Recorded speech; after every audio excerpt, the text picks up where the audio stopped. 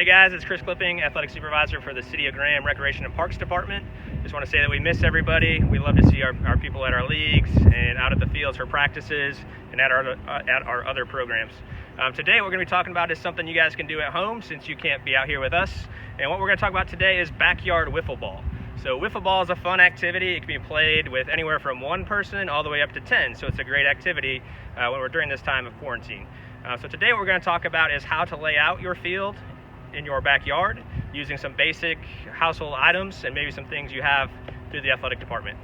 So before we get to the rules and playing the game, we're going to talk about the things that you need to play in your backyard. So first and foremost, the only two things you truly need are a wiffle ball bat and a wiffle ball. Now if you want to make it more official, make it feel more like a true game, there's a lot of things you can add. So here's some things that we've added for our wiffle ball field today.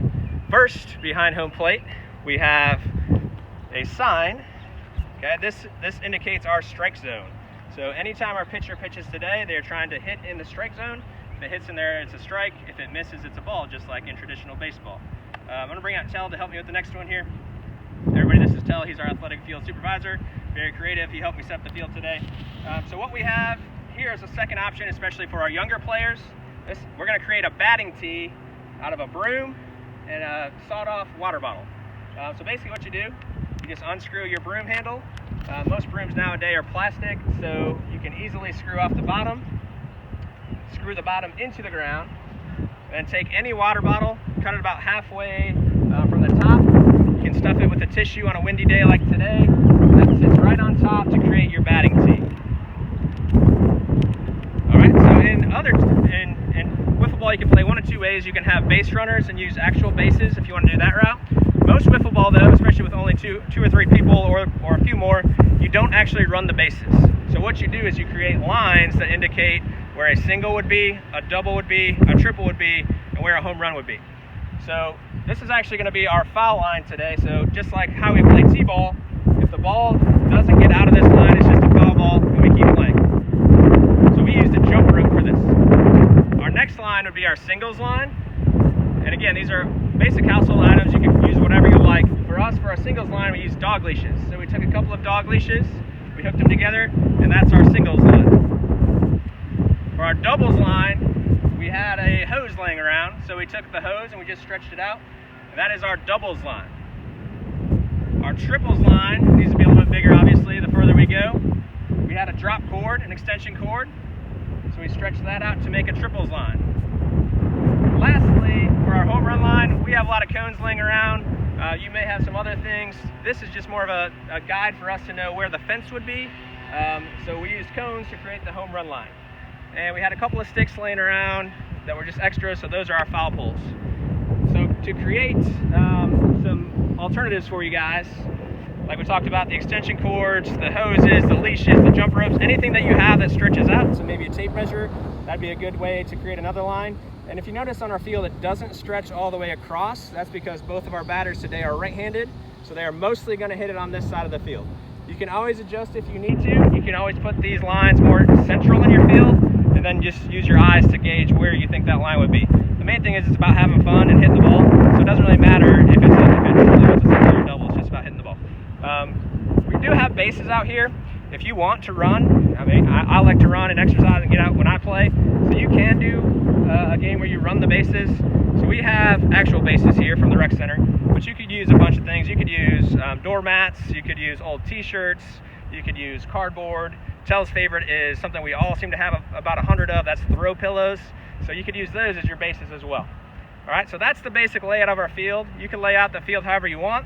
When I was a kid, first base for me was a column on my front porch. Second base was a concrete slab after a two-step elevation. Third base was a corner of a utility shed, and home plate was just a dead spot in our grass. So find out what works best for your backyard, and then you can create your own field. All right, so another option that you have is to create a scoring system. So what we did today is we just went online and we found a diagram of a baseball field for our bases, and we just used a table at the bottom to create your traditional scoreboard feature.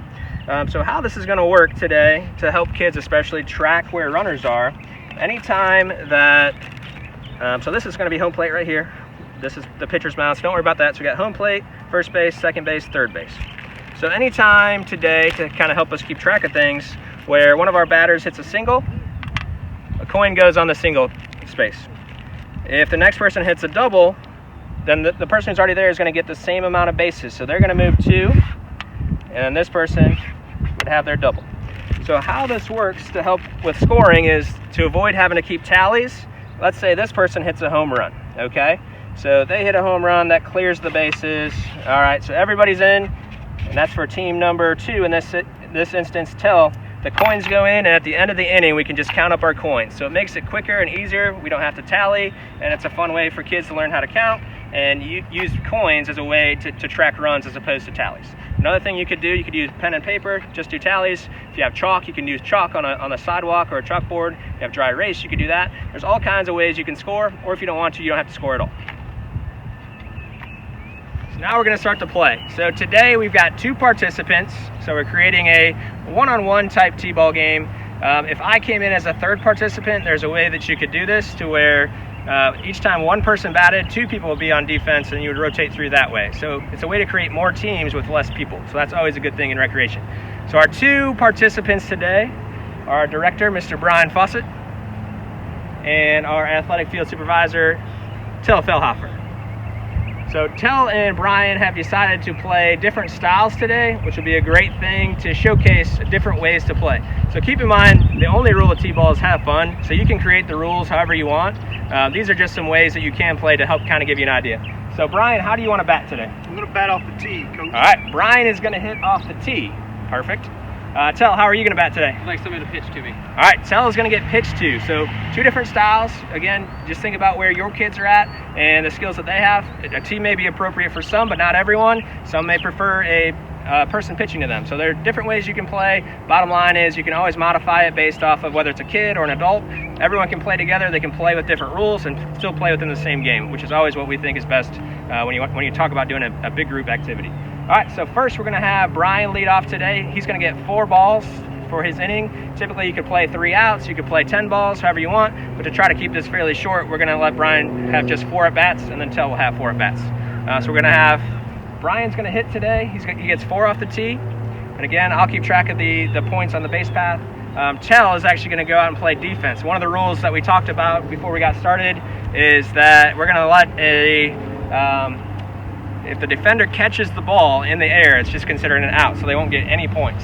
Now keep in mind, we still have our singles line, doubles line, triples line, and how it works is when Brian hits, if it clears that line before Tel picks it up, that's the amount of bases he gets.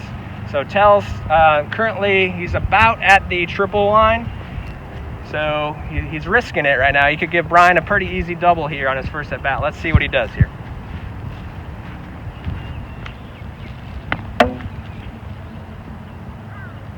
All right, so because the defender stayed back, that ball cleared our first line, which is our singles line. So on our base path, we're going to have 1 coin go to first base.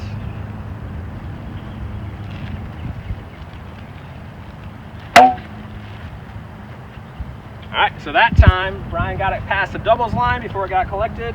So on our sheet, our runner that was on first is going to get 2 bases. That runner will go to third, and then his next at bat goes to second. Okay, another double. So that's going to bring in both base runners. He's going to have 1 on second. All right, so our 2 coins go into his cup. Third at bat.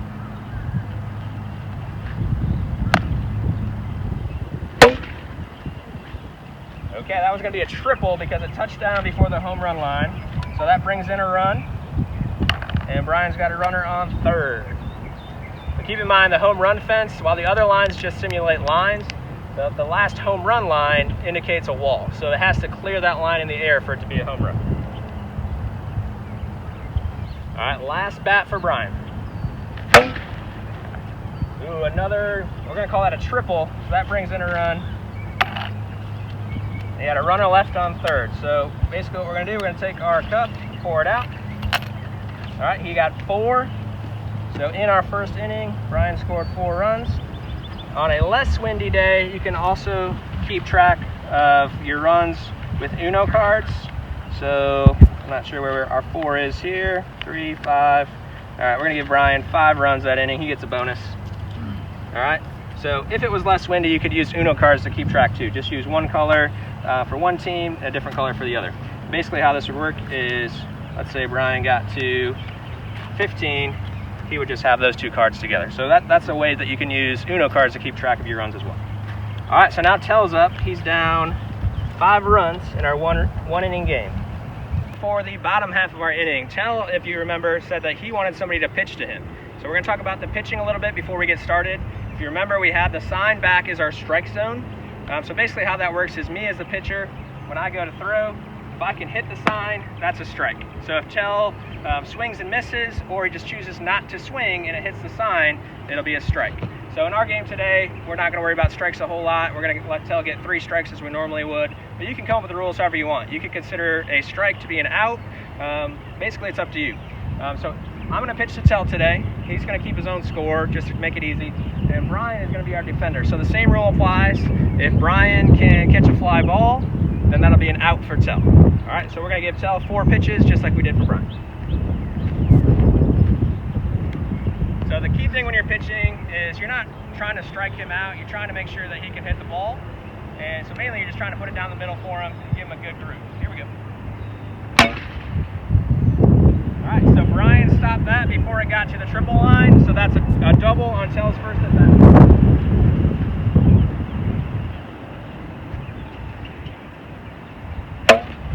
Well, we're gonna call that a foul ball. All right, foul ball, so we won't count that one.